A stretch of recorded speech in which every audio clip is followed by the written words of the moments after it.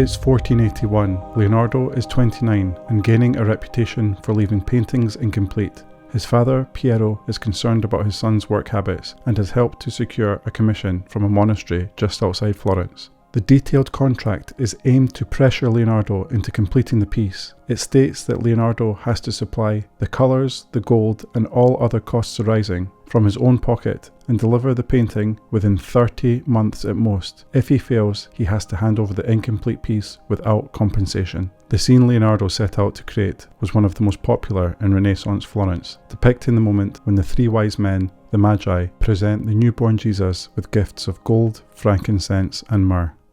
Leonardo's version is filled with energy, emotion and chaos as people and animals scramble to glimpse at the Son of God. Staring at it, you can lose yourself in the motion and commotion. Among the pandemonium, Leonardo appears to have included a self-portrait on the far right side of the painting, a location often used by Renaissance artists to insert their image. The boy is what Leon Battista Alberti called the commentator. The person who's in the picture but out of it, who's not part of the action but connects to the world beyond the frame. His body faces the action, but his face seems distracted by something else, perhaps a nod to the fact that Leonardo was not religious. Leonardo's Adoration of the Magi became the most influential unfinished painting in art history, epitomizing the frustrated genius of Leonardo, brilliant yet abandoning ideas before completion.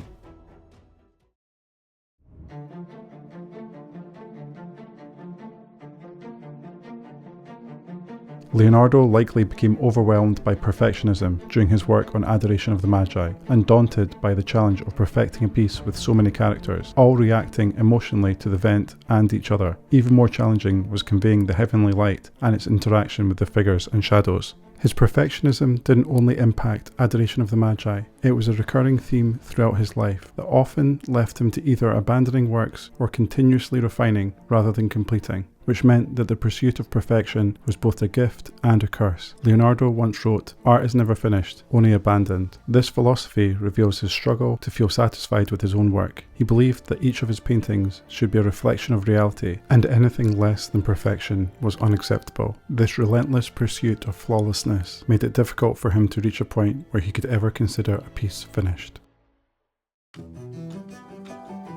Art historian Kenneth Clark called Leonardo da Vinci the most relentlessly curious man in history, and there is no doubt that it was this insatiable curiosity that drove Leonardo's genius, but this curiosity also led to him abandoning projects before they were complete. As biographer Walter Isaacson put it, he preferred the conception to the execution. To Leonardo, each new discovery was a pathway to something else, leading him to dive into countless subjects beyond art, from anatomy to engineering to hydraulics and optics. This intense need to explore often meant that he would abandon projects as soon as he'd extracted what he felt he needed to learn from them. In his notebooks, Leonardo wrote that he was driven by an endless search for knowledge. He saw painting as just one aspect of understanding the world, not as an end in itself, and so he would leave one work unfinished to follow his curiosity and chase new ideas, embracing experiments and observations that to him were more enlightening than finishing a commission.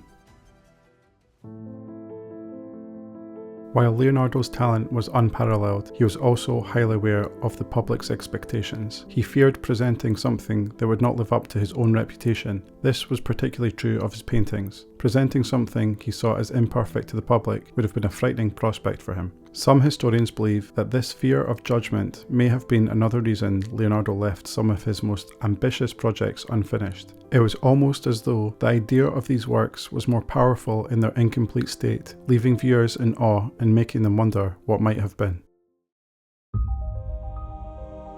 Leonardo didn't just abandon his work, he had also been abandoned himself. Shortly after he was born, his mother, Caterina, gave him up. She was only 16 and Leonardo was raised instead in the household of his father's parents. Though his uncle Francesco would become a steady lifelong presence, his father Piero remained emotionally and legally distant. He never formally legitimized Leonardo and excluded him from any inheritance. As a result, Leonardo grew up as an outsider. He was denied access to a formal education, barred from any prestigious professions, and left to forge his own path. This early experience of emotional and social abandonment may have influenced Leonardo's lifelong patterns. Perhaps leaving a work unfinished was a way of maintaining control, an escape from judgment, and a reluctance to fully invest in something he feared could ultimately lead to him feeling unaccepted.